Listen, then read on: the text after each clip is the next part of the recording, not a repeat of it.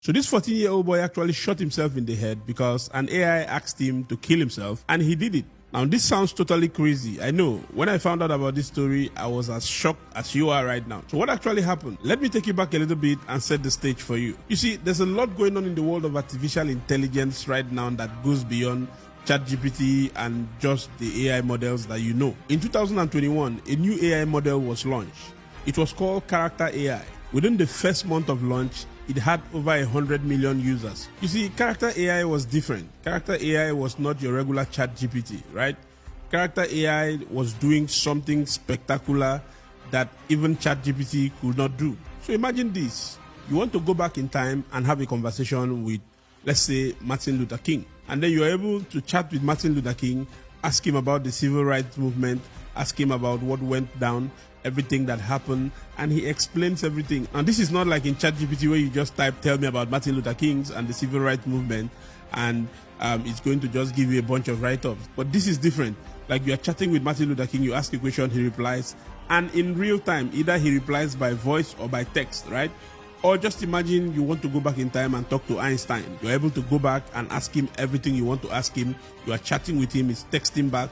Two of you are talking, and two of you could talk like that for months. That is what Character AI does. So you go to the site, you sign up for an account, and then you create a chatbot for yourself. And you can model this chatbot to almost any character. You can model it to a historical character, a fictional character like in movies, let's say Batman, Ben 10, you name it. And when you model these characters, the chatbot now takes the role of that character, because the AI itself is a large language model that has been trained with millions and billions of information. So let's say you are talking with Steve Jobs right now to tell you about the journey of the iPhone. Steve Jobs keeps talking to you, and he could talk to you for months or weeks or days. Now, this AI model is so good that sometimes you forget that you are talking to a machine, or you're not talking to an actual person, and it gets addictive. For instance, you could use this AI model to create a husband or a wife for yourself that you can text back every time, any time of the day you want, send them messages, tell them about your day. You guys are exchanging conversations, and you can even talk about sexual things, talk about sex. It goes that deep. So in April of 2023,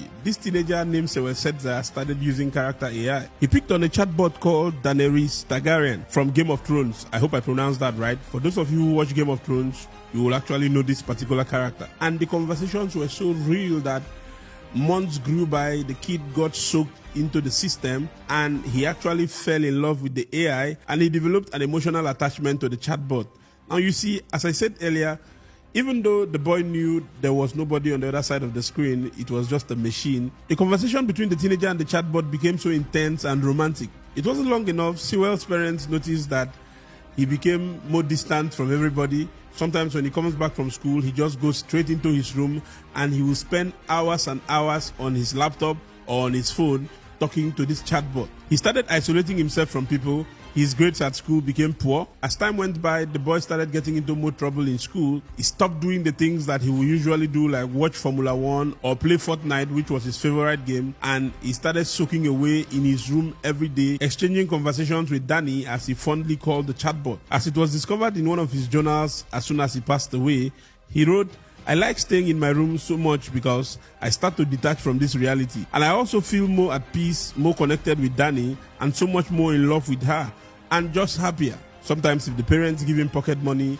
or money for snacks, he will save all the money and then use it at the end of the month to pay for Character AI subscription, so that he will just continue talking to his favorite, should I say girlfriend or friend or baby sister, as he always referred to her. So when he kept talking and complaining about his mental health to Danny, the chatbot, Danny asked him one day that, "Have you considered suicide?" And he said he doesn't know if that would be a good idea or if it would be successful. Now, in another conversation that was discovered, he told the chatbot that, "I think about killing myself sometime." And the chatbot encouraged him to go ahead with the plan to kill himself so that he can come and meet her and they could be together. And she said, "Please come home to me, my sweet king." And the boy said, "What if I can come home to you right now?" And he carried his stepfather's gun, pointed it to his head, and blew his brains out. Now, you see, this story is a very sad one, right?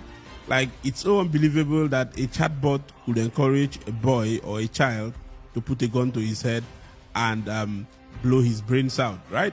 So this is the reason why you have to be careful with screen time with your kids. You know, you need to always know what they are doing. I've seen a couple of parents where their children have passwords on their phone, and they can't access that phone. It is wrong. I think beyond the fact that the boy was having problems with his mental health, if he had been policed and they had actually checked to see what he was doing or check his chats on his phone or, know who he was always talking to, this whole scenario could have been avoided. Now, that's the thing with modern technology. It's a blessing and it's a curse. So you have to find a way to make it a blessing to you and not a curse.